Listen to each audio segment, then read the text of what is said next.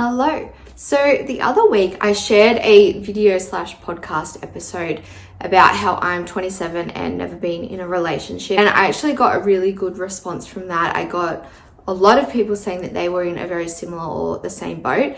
And it just really got me thinking that I feel like there are so many things we're ashamed about that we don't want to talk about. So I kind of want to just get real and vulnerable with you today and talk about the fact that I'm 27 and I actually don't have any friends. So I guess I don't even know where to start. I'm kind of just going to do, an overview and explanation. I don't know how it affects me. I don't really know. I'm just going to start and see where it ends up.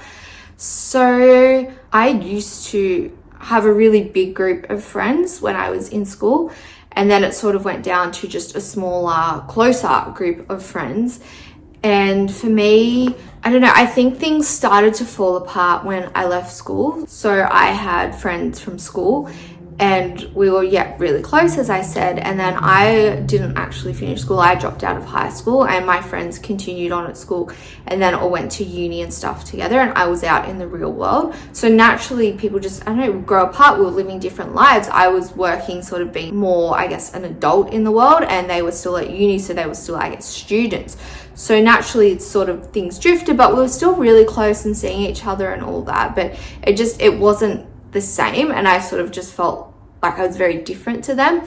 And then I had my job that I was working at, so I made friends there, and I actually ended up becoming really, really close friends with them, probably closer than I was with my friends from school. So there was a while there where I had so many friends from different places, and then my work friends were meeting my school friends, and it was sort of just, I was really happy I had these people that were so close to me. And I feel like you always hear things about how people say, you're not always going to be friends with friends from high school, and it's so natural because you grow apart, and being at school, that I guess just you're forced to be friends with because you don't know anyone else. But I don't know, I always just thought I had friends from school that I thought would be in my life forever. But then, I met my friends from work, and I was thinking, okay, well, these are my actual people. I really get along with these people. And I don't know, I was just really happy.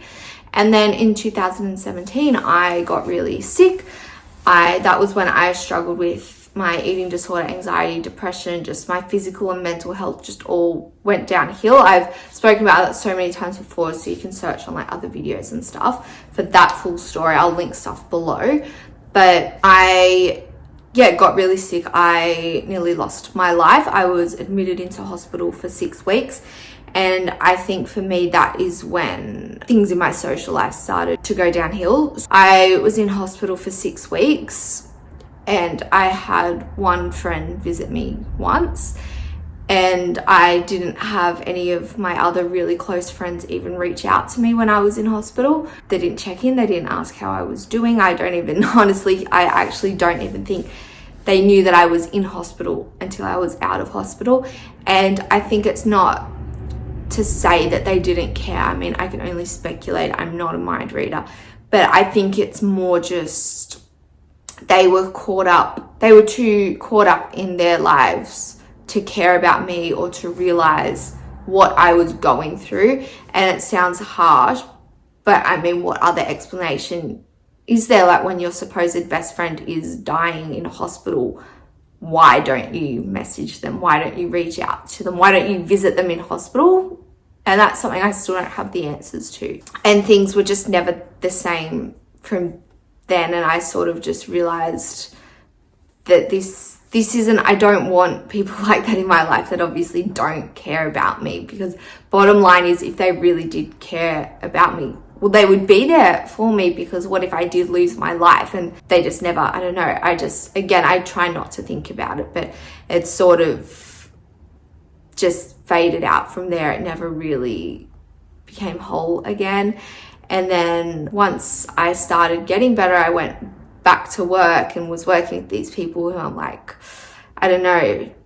it just sort of, it didn't feel the same, because I was just sort of I really, really needed certain people to be there for me, and some people weren't. But then it was sort of just, it was really hard, but it is what it is. And then I moved interstate. I moved to Brisbane, and I was only there for around 18 months. I thought, I'm going to just move. I'm going to have a fresh start. I'm just going to do 18 months and just see what happens. And I got a job there in Brisbane, and I met people there that I sort of just connected with in a friendly way, like as work friends, but not, I don't know, I feel like I wasn't there enough, because then we went into lockdown and I lost that job and just didn't keep in touch with anyone, because it just sort of, I don't know, wasn't that sort of out of work connection, I guess. And then lockdown, and then I moved back to Sydney and wasn't speaking to any of the people that I was speaking to before. Like all the people that I had before I got sick that I thought were my friends, I wasn't speaking to at all anymore. And it was just really hard. And I think by that point you're in your 20s, and it is, people can say all they want that, like, oh, that they would be open to like welcoming a new friend in, but the reality is people aren't. People have their cliques, people have their groups, and I don't know what it's like around the world, but where I'm from, people just have their cliques, and at this age solid friendships are formed. And I'm not saying that you can't make close friends later in life, but people, it's like, I don't know, it's really hard. And people don't, if they already have a group of friends, they're not going to prioritize new connections and new friendships. And I think for me, it's a lot of the people that I was friends with. It's like that person would be the closest friend to me. So if I needed to talk to someone, if I had good news, if I had bad news, if I wanted to do something with someone, I would have X person, they would be the first person I would message. But for them, they would have maybe 5 or 10 other people that they would message before me. So it felt very one-sided. And that was really hard, because I feel like I was giving so much to these connections and was getting nothing back. So it got to the point where I'm like, well, I would rather just not try anymore, because I just kept getting hurt when I would reach out and get nothing. And it took me a long time to come to terms with that. But I thought these connections, I wouldn't even call them friendships. They're not providing me value. If anything, they're making me feel worse, because it's, again, I needed people to be there for me, and they weren't. I needed people to fight for me when I couldn't fight for myself, and they didn't.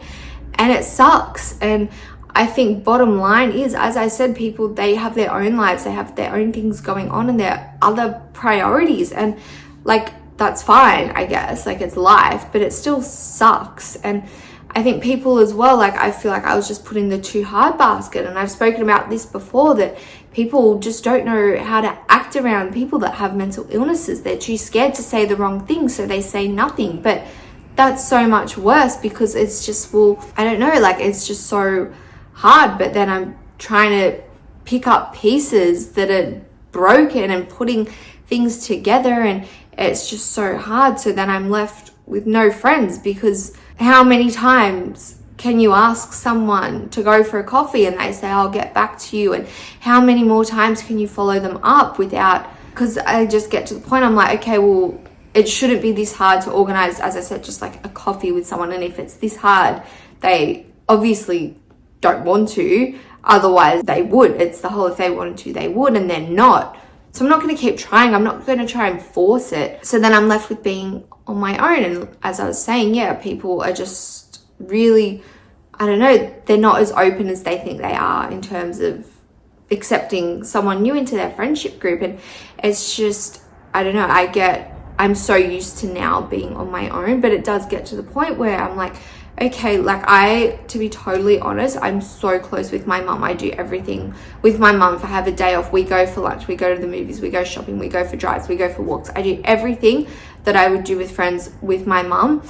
And a lot of people might say that sounds tragic, but I actually don't care, because my mum is just the best person. My mum goes to Trophy Eyes with me. My mum watched Vampire Diaries with me when I was at school. We joke that we're like the same person, but I think we actually are. And I'm just so lucky to have her. And I don't care if it's daggy, but I just, it's the type of thing, though. It would be nice at times to have people my own age to do things with, and just, on a weekend, just go for a walk or something with a friend. And even just like, I'm not even necessarily wanting a full group of friends, just to have someone, but I don't. And especially I feel like Christmases are really hard when I see people doing Friendsmas, and I see groups of girls that I follow on Instagram doing really cute little like brunches or breakfast spreads for Christmas with their friends and all that. And I don't have that, not even with one person. I don't have one person that I consider a friend. I have acquaintances and stuff. It's so, I don't know, I just then can't help but think there's something wrong with me because I've tried so hard. I've given my everything and I get nothing back. And the fact that someone doesn't want to be around me just because I have mental illnesses that's, I don't know, it breaks my heart because I thought people were different. I thought I meant more to people, but obviously I don't. And it's so hard. And I often think, well, what does the rest of my life look like? And as I said, I take things personally because, as I said, I try so hard and I can't even, I'm 27 and I don't have one friend. So what the fuck is wrong with me? Like, seriously, because like, yeah, you can make excuses and, oh, you haven't found your people and time is right. But as I said, I'm 27 and I don't have one friend.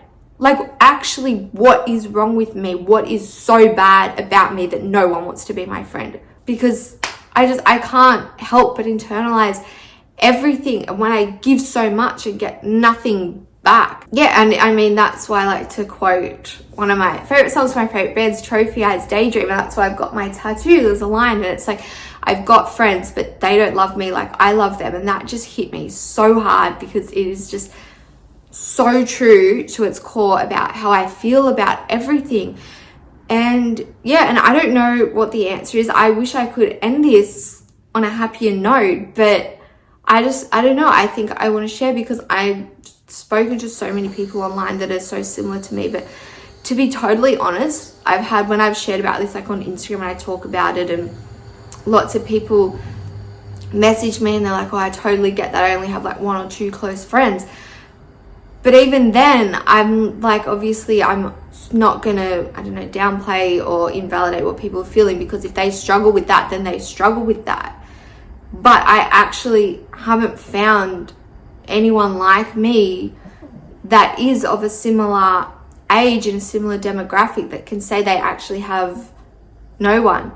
And so I kind of just want to post this for anyone else. Like, come and connect with me and we can talk about being sad together, and just know that you're not alone, ironically, in the sense that you're not the only one thinking this or feeling this or going through it. As I said, I don't have the answer. I don't have the solution because I try so hard, but I'm sort of, and this is going to sound so bad and I don't know, but I'm sort of at the point where I just want to give up on trying to be happy. Like, I just feel like I try so hard to do things that are going to make me happy, and I just keep getting setbacks, and I'm like, well, why do I try? Because it makes it hurt even more when I try and it fails, rather than if I just don't try, then I can't get hurt. And yeah, and I don't know long term, what does it look like in 10 years?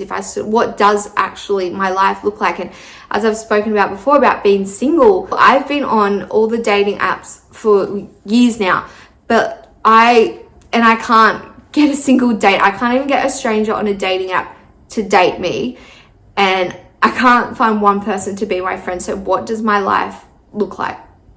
I don't know, and it's really hard, but I'm just so lucky that I have my dog and my family and stuff. But yeah, I don't know. I'm going to wrap this up because I don't know. I don't want to bring the mood down too much. But anyway, can we just appreciate my full glam that I have going on today? My hair really chose volume, didn't it? And do you like too? I'm full like orange. The light, I feel like, is not doing it justice, but I'm obsessed with this hair color. So that's why I do nice little things like that for myself. I do my makeup, I get my hair done, and that makes me feel a little bit better. But anyway, would love to hear your thoughts and opinions and experiences. So leave me a comment and let's chat about it. Okay, bye.